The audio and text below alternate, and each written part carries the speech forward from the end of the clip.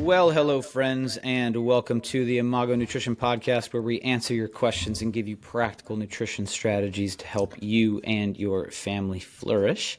And if you are someone who has thought about or is perhaps in the middle of tracking your nutrition, which we call it tracking nutrition, we don't call it counting calories necessarily, because there's so much more than just counting your calories that can be involved in this. But you're looking for some tips to perhaps make it a little more efficient, a little easier, perhaps not as burdensome.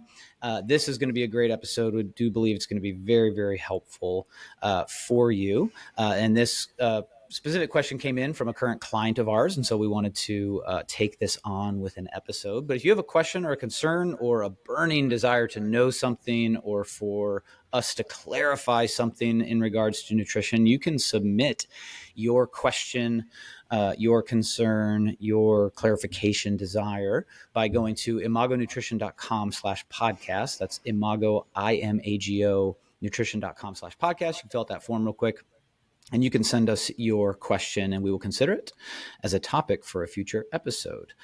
And so, Danielle, we have a good one today. Came in from a client, and it is all about tracking calories. And so I thought we would maybe break this up into three parts. First, we kind of talk about the why. Perhaps there's people out there that like, why on earth would I even do this? Isn't that just if you've been bad and you need to lose weight? Is there any other reason why you would possibly ever track your nutrition? We'll talk about that. Maybe talk about some obstacles that people have. Maybe they've heard or they've experienced, whether they're mindset, whether they're technological, some of these obstacles. I'm going to kind of help bring those obstacles down for people so they know this is a much more accessible discipline and tool at their disposal than they may believe. And then we'll get into some tips, which will be really, I think, really, really helpful for folks to unlock both the mindset and the practical application of what tracking nutrition really means. And so how does that sound? Hello, by the way. We were just together. I scooted up to St. Louis not too long ago for a futsal invitation. So thanks for putting up with me and letting me sleep in your guest room and see my nephews and all that good stuff. But how are things in your neck of the woods? Good. The snow is melting, so I cannot wait for spring. Yeah, we haven't had snow for a while, but the bottom of the gigantic snowman that my kids made just would not go away. I didn't plan this. You didn't know this. We didn't talk about this. But literally after I dropped my daughter off at school this morning, I came back and I took I'd smashed it yesterday with a shovel, but it's still these huge chunks. It's like still like larger than softball sized chunks because it was like iced, and I took all those chunks and I smashed them on the street. And the sun is hitting the street right now. It is literally the last bit of snow, I think, in all of Tennessee, and it's right in my house. So I had to smash it this morning. I'm hoping by tomorrow it's finally gone. And they were saying like we're going to have this like super snowy winter. It's going to be one of the snowiest winters in Tennessee. We had 2 days. We had a few inches gone. It's back in the 50s, just doing our southern thing. So, yeah, winter is over, it seems like here. Still a little chilly, but... Nice. All right. You guys still had a ton, though. I mean, I was just there, but like your neighborhood has all those lovely trees and lots of shade and stuff like that. So even without leaves on the trees, there was still a lot of snow. Yeah. All right. Well, let's talk about why. And maybe I'll lead this section, Danielle, and have you jump in as needed, and then we'll hit obstacles. We'll talk about some tips. But yes, one of the main reasons that people begin or utilize tracking nutrition is for weight loss. And I'm a big fan of that. That I think is a incredibly helpful tool that makes the weight loss process a lot more precise.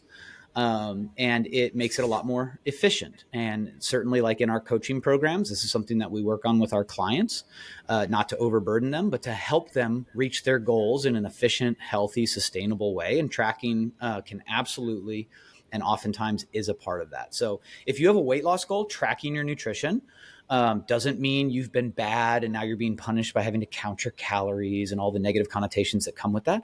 It just means that you're using a tool at your disposal. And we'll talk a little bit about, kind of the mindset behind that a bit. But research has actually confirmed this is one of like three major pillars that increases what's known as dietary adherence. The ability for someone to stick to a nutritional regimen that gets them to their weight loss goal. This is one of 3. The other 2, by the way, are managing your hunger and not changing dramatically what you eat, ironically, as well. We've talked about that in other episodes. But the third one is keeping a food log. And I believe at the core of this, I don't want to go off on a tangent, but I believe the core of tracking, what it does is it forces a certain degree of honesty. Okay. I think at the heart of a lot of what we deal with in American culture, where 70% plus are overweight, we're getting close to 75% are overweight. And I think a lot of it has to do with a lack of honesty with ourselves. Okay. So a little bit of tough love there, but I think when you start writing things down, it's amazing that people start to get a little more honest with themselves. They see in black and white what they're consuming, how much of it they're consuming. And when you simply start tracking that, you start making different decisions because it's right there in black and white. Okay. Also awareness, I would say. Awareness, 100%, 100%. And again, this is a good thing. It's not a negative thing. It's not to be like, oh, I've been bad. It's to go, oh, interesting. I prefer a lot of fats in my diet, and that's where a lot of my calories are coming from. Interesting. You know, you're going to get to start to see things and understand them. Another classic example is, you know, I've had so many clients over the years that like put in an egg.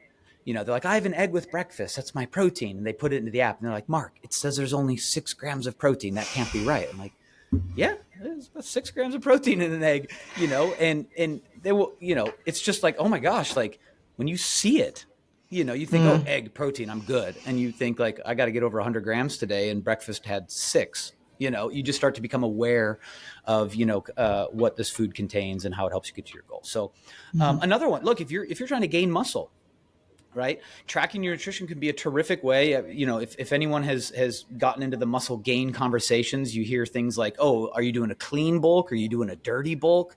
Right? Like, are you just plowing through just, you know, disgusting amounts of food, lifting heavy, gaining a bunch of muscle, but also gaining a bunch of fat, right? So maybe you want to do a healthier muscle gain. You want to be a little more precise. You want to make sure maybe you're in a 250 calorie surplus up from maintenance, right?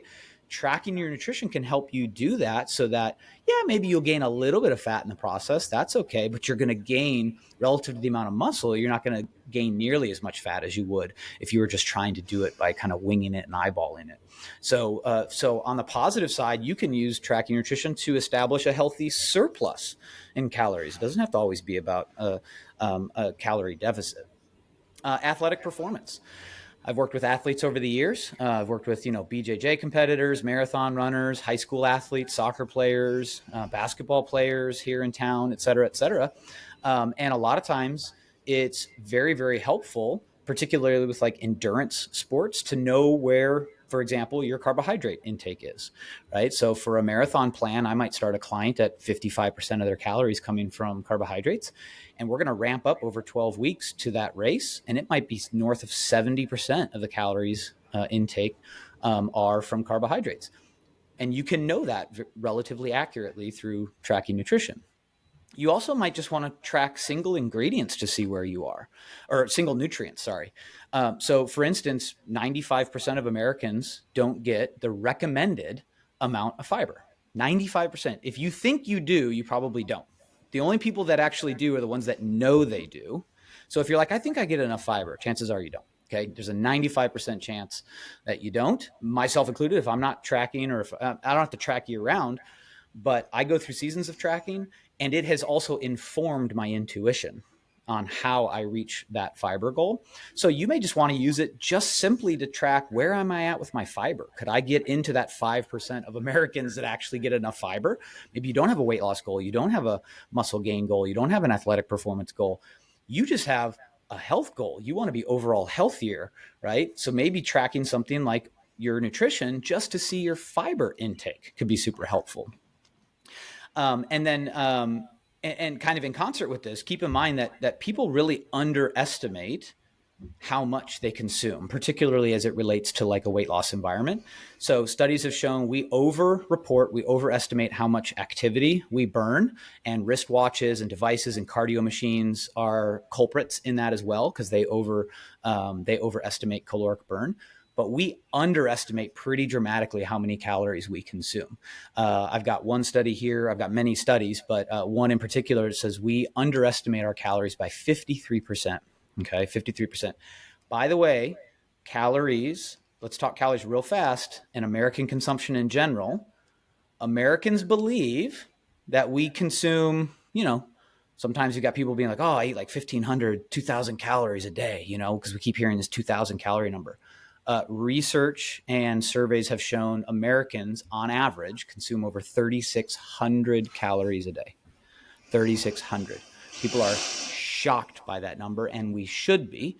It is likely twice as much as most people need consistently. I shouldn't say that. That's probably not accurate. But all that's to say, north of 3,600 calories on average in America. And that is, of course, grossly overestimating or underestimating when you take a look at what people think they consume. All right. So last, not least, on the why, it's a terrific educational environment. Okay. I know I've said that a lot, Danielle. You've talked about that a lot. Talk to me a little bit about what it means to think about tracking nutrition as an educational environment.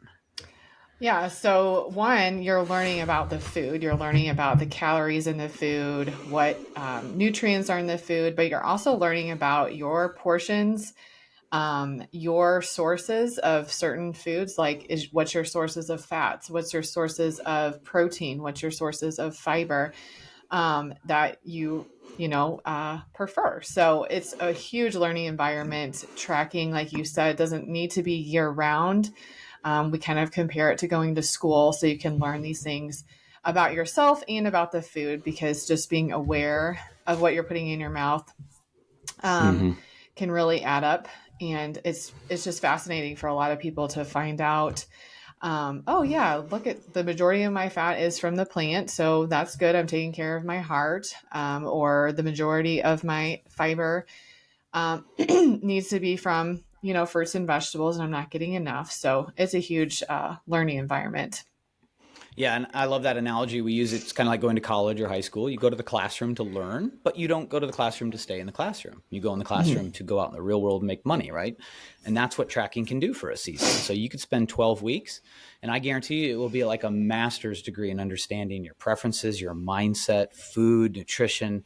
So few people understand the nutritional composition of the food they eat and the breakdown of what totals up to, kind of their daily and weekly intake. So that's a bit of the why. Why would I do this? It could be many reasons. Again, it's not simply for people trying to lose weight. It can be a really helpful tool for people to track. And again, the oldest perhaps analogy with nutrition is finance, and so if you want to improve your finances, chances are you're going to track them, right? People aren't just like, oh, I'm an intuitive spender. Oh my gosh, that's a disaster waiting to happen. You're an intuitive spender. You just spend when your body feels like it. That's a recipe for disaster. And so we talk about, I'm just an intuitive eater, but how's that working out for you? Right. I think you need to train your intuition so that you can be an intuitive eater. But I don't believe anyone, certainly in America, where we're pushing, north of 70% of people are overweight, are just intuitively figuring it out well. And this can be a really terrific way to understand if you're hitting your fiber, if you're hitting your protein, if you're hitting your, calories, whether it's to gain muscle, whether it's to lose fat. So let's talk a little bit about some common obstacles. Danielle, I'll rely on you a little bit for this as well, because we've come across, kind of common obstacles when people say, or when we present like, hey, let's go into a season of tracking to kind of understand this intake. It's just like finances. You want to gather your income. You want to take a look at your expenses. You want to do an inventory and an audit and take a look at that. If you've got goals for your money, that's a reasonable, process. And so same thing, if you've got goals for your health, we know that what you put into your body is going to be the vast majority of your health outcomes. So why don't we take an inventory and audit, take a look at what's coming in? We have some tools for, taking a look at, expenditure and what's going out. But number one, people are like, it's going to be expensive. It's one more thing I have to buy. I can tell you there's tons of free apps out there. Now, yes, these apps are trying to upsell you on paid features. I have never, in 16 plus years, I have never required or necessarily even recommended someone do a paid calorie counting app. There's too many free ones out there. Now, if you want to, I have a client right now that's like, I just decided to go premium. Okay, great. I'm not opposed to going premium, but I don't impose that someone has to have these premium features. You can get by with any one of a terrific number of free apps. I know a lot of people know of and use MyFitnessPal. I think even just scanning QPC codes has recently gone to a paid feature. I also personally, I have MyFitnessPal on my phone, and many clients use that and they share their log with me. But I also use Lose It. I personally, when I go through tracking seasons, I use an app called Lose It. We're not on commission. We're not getting any money for saying that or promoting them. I literally checked before we hit record. I was like, let me go make sure, because I'm not in a season of tracking right now. Let me go make sure that, last week they didn't change the QPC scanning feature to a paid feature. Went downstairs, scanned, my granola. There it was. It pulled all the nutrition information up. So it's still free. I love the app. I don't necessarily care for the name, because you don't have to use an app only to lose it, but it is called the Lose It app. Sometimes you want to gain it, okay, or just understand it or maintain it. You don't always have to lose it, but it is a great app, okay, and you can just scan it. So if one more thing to buy, yada yada, don't worry, it's not required. And if we're being honest, it's not that expensive. Okay, relative to other things that we as an American culture spend our money on consistently. I had Starbucks. I don't get it often. I had Starbucks this morning. It was over $5, right? And I was done with that thing in 13 minutes. Okay, it was it. And that I get no more benefit from that apart from the spastic energy that I have right now for a couple hours. So not that expensive, even if you do want to pay for it. But don't worry, you don't have to pay for it. A lot of people think it's really cumbersome.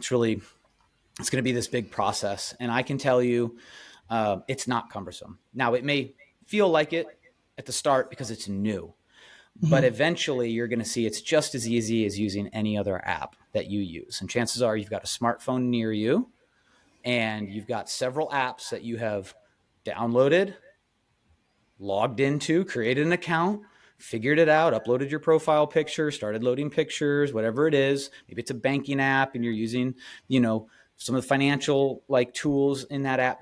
It's no more cumbersome than any given app that you use on a daily basis. Another concern I've heard too is, it'll cause an eating disorder. If I start tracking, I'll become neurotic. And there's studies out there that show that people with eating disorders are constantly ruminating and tracking and obsessing about their calories. It is true that calorie tracking is associated with eating disorders. However, it is not causative. So people who track their nutrition do not develop. What's the word? Develop. There, that's the word. They don't develop an eating disorder. People who have developed an eating disorder often do track their calories. Okay, so that's good news. And perhaps the biggest one, Danielle, I'd love your thoughts on this one. Perhaps the biggest one is I don't have time. Mark, even if I've got money, I could pay for the app, but I just don't have the time to do it. That's perhaps the biggest obstacle that people think for many things in nutrition. I don't have time to eat healthy. I don't have time to cook. I don't have time to track my nutrition, right? I just don't have time because we're a pretty busy culture. Talk to me a little bit about that obstacle that folks may have as it relates to tracking nutrition. Well, first, I think it, has to do with the cumbersome piece. When you're learning something, it's going to take extra time, and after practice and patience, and hopefully our tips today will give you some more efficiency. But the time consuming piece, if you think about it, let's see, the highest amount of time it would take for you to use this app would be maybe to plug in a recipe, right? It has lots of ingredients, and you have to put in your serving size, etc. Well, I think it was 2 days ago, I put in a recipe just to see how long it would take me. And I didn't put in the baking powder, but it took me 2 minutes to put in the recipe. And now I get to I can reuse that recipe over and over again. So something that you're plugging in for you to be able to swipe over is really not as time consuming as you think. So I think it just has to do with practice and then also priorities, right? It's all about these habits that are new and do take time in the beginning, but if you're patient and persistent, it will get faster for sure. So absolutely. And if I'm being a little spicy, I would say if you're to go on your phone and take a look at your screen time in a given day, chances are there's some time that you could utilize for this that you're utilizing elsewhere. Confession, I recently had to put a a time limit on Instagram.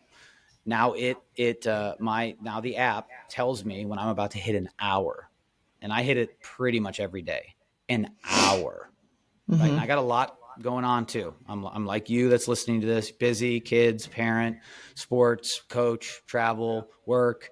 Yes, all of that. Got it all.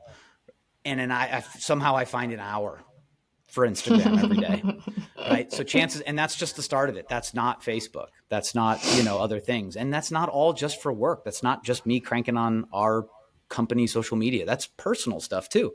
Uploading pictures of the kids, also. It's the time is there, right? So Mm-hmm. let me lovingly press on that the time is there. Just take a look at the screen time, your average screen time over the last week on your phone. Chances are you could spare a few minutes. And I've seen varying surveys, not so much super scientific studies, but on tracking on average, 3 to 5 minutes a day about, right? And so you talked about, a big recipe taking 2 minutes, but again, tomorrow that same recipe takes zero point 0.2 seconds because it's done, it gets more efficient. So anyways, on that's perhaps a bit of a segue. Danielle, we've talked about why, you may want to use nutrition tracking. We've talked about some of those obstacles. Hopefully we've kind of torn some of those down for folks. See it. This is approachable. It's helpful. It's useful. It's a great tool to have. So let's say someone's like, I'm either in it. Okay, I'll kind of reinvigorate my discipline, or someone is like, all right, I'll take a stab at doing this for a season to kind of understand some of these things. What are some of your best tips for someone getting into actually tracking their nutrition? Yeah, the first one is like a mindset tip. So you really don't want to try to be perfect. It is not a Mm-hmm. perfect system in the first place. There's a margin of error on nutrition labels. There's definitely error in all of the apps. So Yep. your goal is not perfection. Your goal is, remember, learning. You're learning no matter what your goal is. You're learning about your portions. You're learning about the food, all those things. So that's my first thing, is just make sure you're taking away that perfection. Like, I want it to be accurate, accurate, accurate. It doesn't need to be to get to your Correct. goals. Um, Yep. the second one is just to think about, again, sort of with that perfection mindset, it's okay to go over your calories. If you're on a weight loss journey, it's okay to go over your calories as long as you're hitting that weekly average. So, Mm-hmm. going over your calories by 100 calories or 200 calories one day, you might naturally go under that the next day. So Yep. you don't have to eat the same amount of calories every single day. It's just those weekly averages, that's going to make a difference on your weight if that's what your goal is. And So I know this sounds really, kind of fundamental and basic, and it is, but some of the most basic things in life can be quite profound. So keep in mind. So last time I did a fat loss phase, I lost a pound a week, consuming right around 2,000 calories a day. So what we mean by this is it's not so much about hitting 2,000 calories every single day. It's about me hitting 14,000 calories by the end of each week. That's what that means. All right. So it's literally your daily calorie intake times 7 is your weekly average. And so there might have been a day that I was at 1,800 calories. There might have been a day that I was at 2,200 calories. That's okay. So long as I'm hitting my calories, my protein, my fiber, I'm getting my movement, I'm getting my water, the math continues to math, right, on averages. And that's how your body works. So when we say your weekly average, that's what we mean is the amount of calories you require to lose weight in a healthy, sustainable way times 7. Hit that number. And I could talk about various techniques, but one that comes to mind is I have clients that will use a banking strategy. So they know they're going to have a big Friday meal that would, put them well over their calories. So some of them will just bank 100, 200 calories every day during the week and bank those for their Friday night meal. And that's okay, right? It's not neurotic. It's just saying like, hey, I'm going to cut down on expenses a little bit for a couple weeks so that we can fund some extra things on our next vacation or something like that. It's totally appropriate. It's actually the adult thing to do. So keep in mind that, yeah, that it's okay to go over your calories. But in a weight loss environment, you just want to make sure you're hitting that weekly average. mhm. All right. I would I also didn't mean say to. in that you don't have to choose, like, you don't have to do that route. I mean, that is definitely an option, but like if you're like, one thing I hear about when people are saying I'm going to a party, I'm not going to eat as much that day. Well, I really don't want you to go into that party starving. Okay. So, Correct. Yep. Yep. so you have to be reasonable about it, but, yeah, that's all I would Yeah, add and there's for and that. there's and there's lot exactly. There's lots of strategies. I don't know if we've done this in an episode. Maybe it's around like eating in the holidays and stuff like that. But like, I love loading up on like massive amounts of like vegetables before I go to a party, like super Yeah. full, and then you stroll in there and you just kind of squash some of that desire. But maybe that's for another Yeah. episode if we haven't covered it already. So Yeah. what else? What else? Another would be like some preloading your recipes, like you just mentioned, in staples so that, you don't have to spend time when you have less time, when you have more time, take the time to get those in there. So you can just swipe them over. Um, reading labels as you go. So you're at home and you're eating breakfast and you just quickly, glance at your jar of peanut butter or your cereal or your yogurt and you kind of look at, okay, this is roughly how many calories are in my yogurt and how much protein is there and how much fiber is in my cereal, etc. So that like if you are at a hotel breakfast and now you don't see because they have them in those big plastic containers with a swirl, to let it out.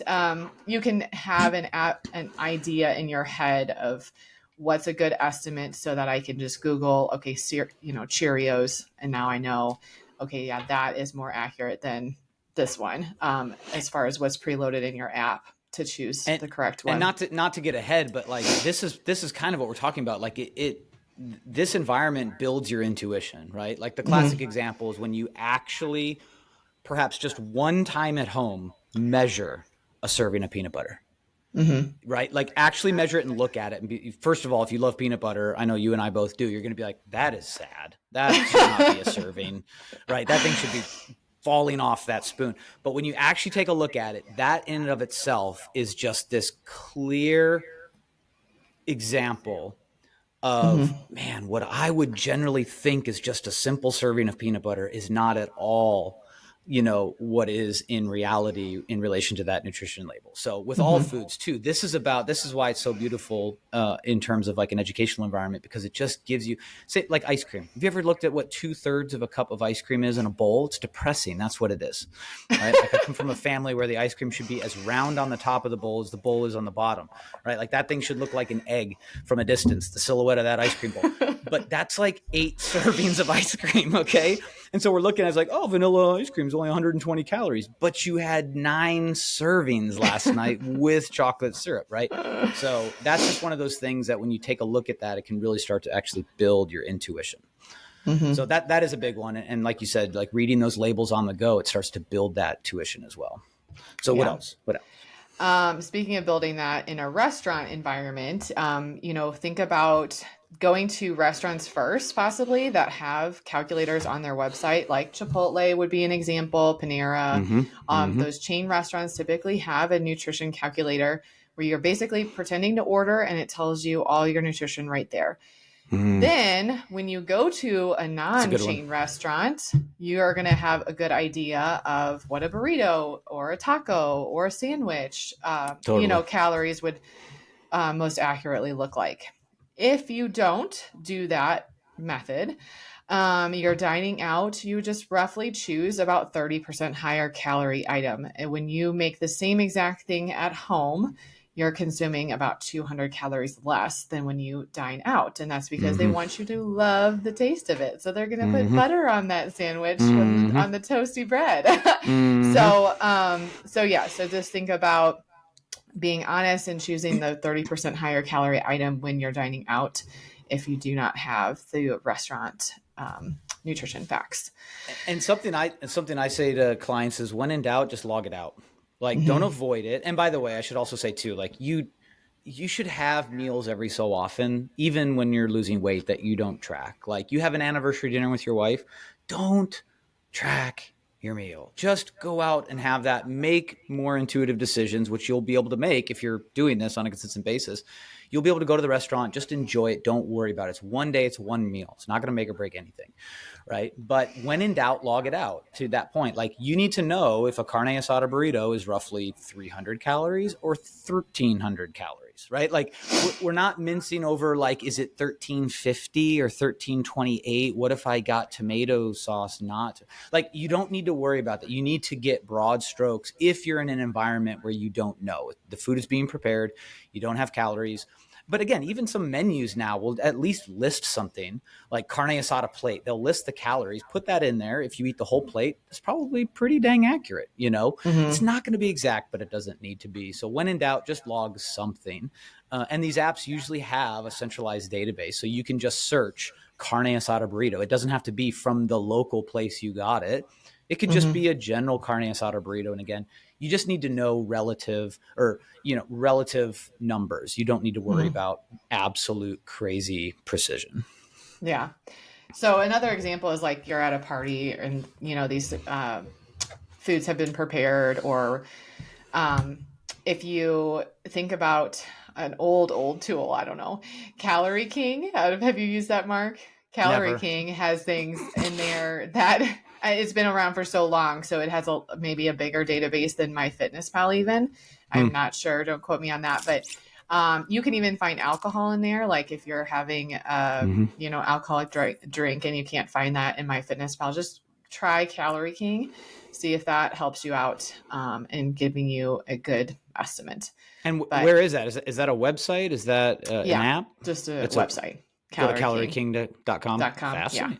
Yeah. See, look, I learned something today. Terrific. It's so I've been doing this 16 plus years, but I can't believe there's a website that I'm going to it right now. Hold on. Calorie King. We can do this because it's our podcast.com. So I can just randomly go search America's it's just helpful, food like database. Appetizers, right? Like you type it in mini taco in there and it will pull something out. So anyway, if you can't find it in your app, maybe try that one. CalorieKing.com. Boom. There it is. There you go. That. Very cool. The other one, underestimating is only cheating yourself. We kind of already mentioned that. This is a learning environment. Be honest. It's okay. Okay. Don't it's calories. It's not anything to do with who you are as a person. Yep. Then I kind of have a scale for you, if you will, of the most accurate down to moderate accurate. Okay. We're not going to say it's not accurate. It's still a very good option to use. So the most accurate way to track is to use a food scale. They're not that expensive, but yes, they can be time consuming in the beginning until you're getting that practice, those reps in. Measuring cups would be second. Okay. So that's just a little less accurate because the weight of the item, the weight of chicken versus the weight of shredded cheese, very different. So the measuring cups can be helpful if liquid measuring cups, liquid fluid ounces, like a cup is 8 ounces. That can be helpful when you're thinking about half a cup. That's probably 4 ounces. If I put my chicken in that half a cup, that's maybe roughly 4 ounces. Obviously that's an estimate. And then the last one would be comparisons. That's another good tool to use when you think about okay, my chicken looks like the size of a deck of cards, or my apple looks like a tennis ball. That would be a medium-sized apple. Those types of things. You can easily Google that, compare food comparisons to objects, and you'll come up with an easy thing to look at. Peanut butter, I think, is your thumb, like a tablespoon of peanut butter. It's awful. It's absolutely awful. It should be the size of my fist. I can eat that every day in peanut butter. You're right. And again, we have the same food. Oh my gosh, I love peanut butter. Yeah. But yeah, that's kind of the fun thing too. I can't tell you how many clients over the years have gone into this environment being you could tell they sort of I'm being punished. I need to lose weight. Mark thinks tracking is blah, blah, blah. And they come out so oh my gosh, I didn't realize this. I didn't realize that. Or this was fascinating. And the goal is not to track always and forever, right? The goal is to go in and out of seasons and to train your intuition to be able to eat better. But until you actually put some practice and reps and habit into seeing this, being mindful of it, being aware of it, tracking is a beautiful, beautiful thing to actually build a life where you can see food through a more appropriate lens. And that's the key. So there's so many different tools. Get in there, get resourceful like you would anything else. Like, don't know the answer, Google it, right? Don't know the answer, figure it out in the app. Just dig in there. We do so much of this in so many areas of life. But I think we do ourselves a disservice when we kind of push off some of these like I tell people, it's 2025. It has never been easier to understand with pretty great accuracy what you're putting into your body. It has never been easier. And guess what? Tomorrow will be even easier. It is getting easier. It's not getting harder. What is getting harder is that we get more and more entrenched into our habits. That's what makes it seem hard. But there is a future you that has a well-trained, intuitive understanding of the foods you prefer, that make you feel great, that make you perform, that have you, at a healthier place with your body without tracking. The goal is not to always track, right?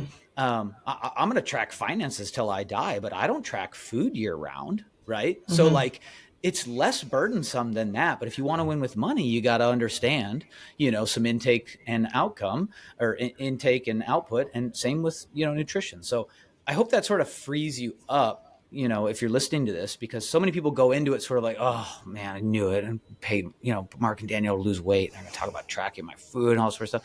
But so many times we see people come out and be like, that was fascinating, because you get into that educational environment, right? Like, oh, I got to go to school. And then you get there and you learn something. You come home and you tell mom and dad about, oh, I learned something kind of cool. You're going to have a bit of that same experience. So yeah, I have two more thoughts before you do it. Okay. Yep. I'm not wrapping up. I was just rambling. Okay. Well, I think to go on that freedom piece, it is fun when I have a client and they're like, oh, it was really fun at the end of the day to know how many calories I had left over. Like, so you do have some freedom in that. Amen. The more you know. So amen. And then the last tip that I think is really helpful is when you get started, you're first starting this, start small. Like, don't think you have to put all of your meals in there all at one time. Maybe you just start with, okay, here's my base breakfast items. I'm just going to put in breakfast. And I'm just going to start the breakfast meals that I have all the time. And then gradually add those other foods to make sure you keep your variety up and your food choices up. So you're not stuck to like, okay, I only know how to track these meals, so I'm only going to eat these meals. No, you really need variety. Don't let this be the reason you don't have variety in your diet. But great point. But start great point. Definitely with just little thing at a time to add in, whether it's breakfast first or your staple meals first or what have you, to not be overwhelmed. So yeah, because like at the end of the day, I think you should just have a season where you track everything. But like honestly, if you're tracking 75, 80, 85%, that in and of itself is going to give you the learnings. And then I trust that your intuition in those other 15% is going to change. Why? Because we've seen this when people write things down in this area of life, they simply make different decisions, right? Like if at the end of the day, I have to write down that I ate half of a key lime pie, chances are I'm going to stick to just one slice because I have to be honest with myself and write down Mark binged on key lime pie and ate half of a key lime pie, right? While my kids were sleeping and my wife went to bed and I finished the whole dang thing, right? But it's like, okay, hold on. When you see it on paper, it trains the intuition. So if you're tracking 75, 80, 85%, in a weight loss, even in a weight loss environment, chances are that other 10, 15, whatever percent, you're going to have a whole new set of mindfulness. You're going to have a whole new dimension of awareness and understanding. And that's what it's about. This is not a prison. This is a classroom for you to go out in the real world and make, money, So I think that's a huge point too, is to take a look at those recurring meals. Again, I have the same kind of breakfasts, and I have little pieces that I change. Like I'll change the berry in my yogurt bowl in the morning. Like sometimes it's a raspberry, sometimes it's a blueberry, sometimes it's a blackberry. That's sort of like 3 different breakfasts that are all right there. It's one ingredient that changes. I eat that every day like clockwork. I love that breakfast. Sometimes I change the yogurt, I change the brand, or I go to a flavored one, or I go plain, and so those meals become so quick. That's why it takes 4 seconds for me to track that stuff. It doesn't take the initial investment, but when you get into those reps, you get into that practice, you'll see it becomes a lot more efficient and can be highly, highly beneficial. So yeah. Awesome. Well, if this has been helpful, we would love for you to subscribe, drop us a review, let us know how we're doing, and share it with a friend. So if you've got a friend that you love discussing this sort of stuff with, or they have questions about this topic, feel free to send them this episode. It's why we do it. It's why we put it out for free, of course, help as many people as possible. You can follow us on social media. We are at Imago Nutrition. That's IMAGO Nutrition across all your major social media platforms. And as always, we'd like to thank the band Happy Pill for our theme song, Thinkin Bout Food. We'll talk to you soon.